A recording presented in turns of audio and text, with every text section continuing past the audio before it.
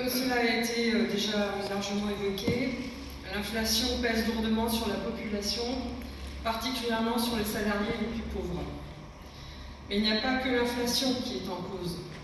Et nous le disons d'emblée, la stagnation des salaires trouve sa source première dans les marges et profits des entreprises, plus particulièrement des grandes entreprises.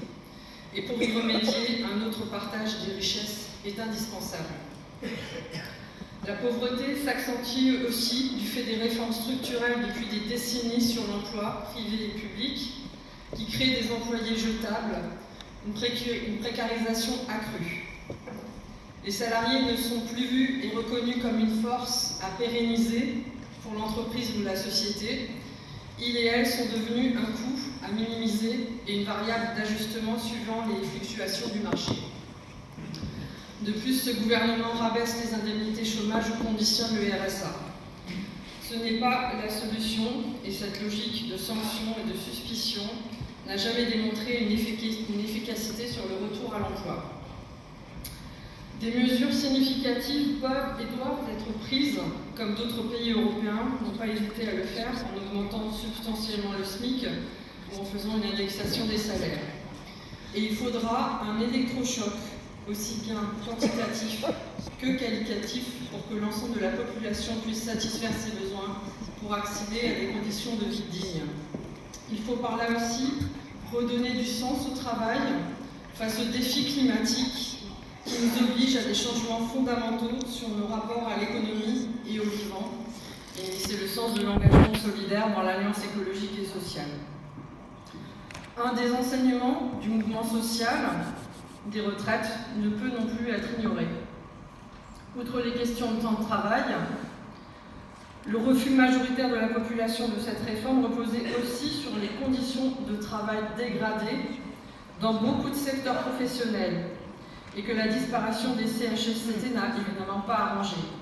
Et ce chantier est aussi une priorité pour aller au-delà des mesures salariales indispensables, parce que les augmentations de salaire ne pourront suffire en elles-mêmes à faire revenir les soignants, les soignantes, les enseignants, les enseignantes, ou pallier au manque de personnel dans d'autres secteurs, sans parler des travailleuses et travailleurs de seconde ligne largement oubliés depuis le Covid. Nous regrettons également que cette conférence sociale fasse des questions salariales dans la fonction publique une question à part, parce que les logiques actuelles à l'œuvre se ressemblent fortement en termes d'augmentation à minima, de multiplication de contrats précaires et de développement des primes au détriment des salaires. Les revendications concrètes sur les salaires solidaires sont des mesures d'urgence.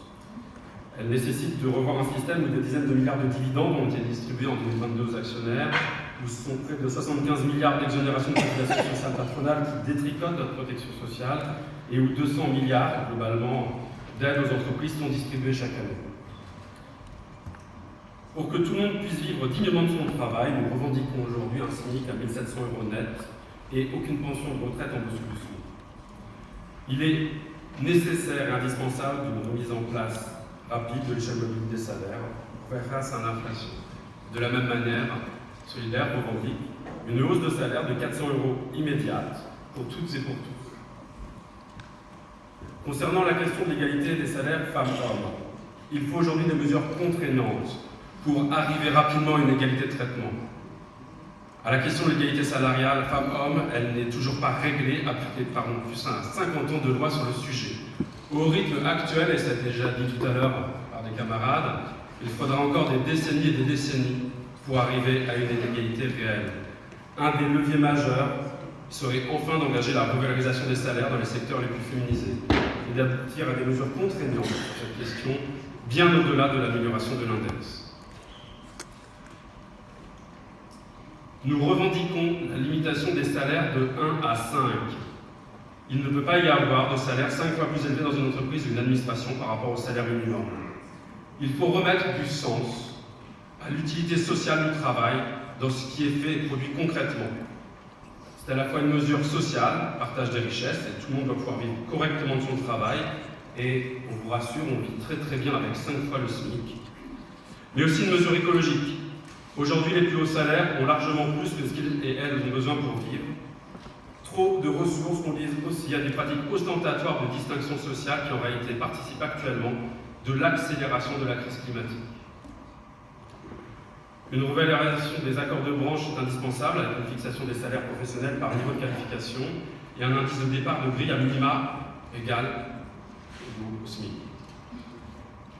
Les aides multiples aux entreprises, des dizaines et dizaines de milliards par an d'argent public, ne doivent pas se faire sans engagements sociaux sur les salaires, sur les conditions de travail et des engagements environnementaux sur la question des process de production, des pollutions qui en découlent. Tout cela avec des possibilités contraignantes.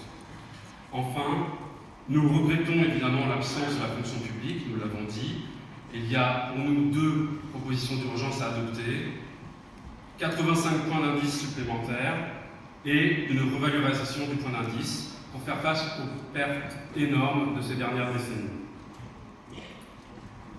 C'est cela qui nous semble aujourd'hui indispensable pour faire face à une situation sociale dramatique.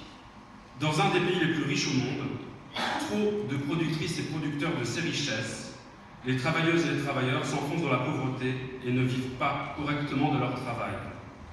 Il est temps de changer de logiciel en profondeur. C'est l'essence des propositions de l'Union syndicale solidaire. Je vous remercie.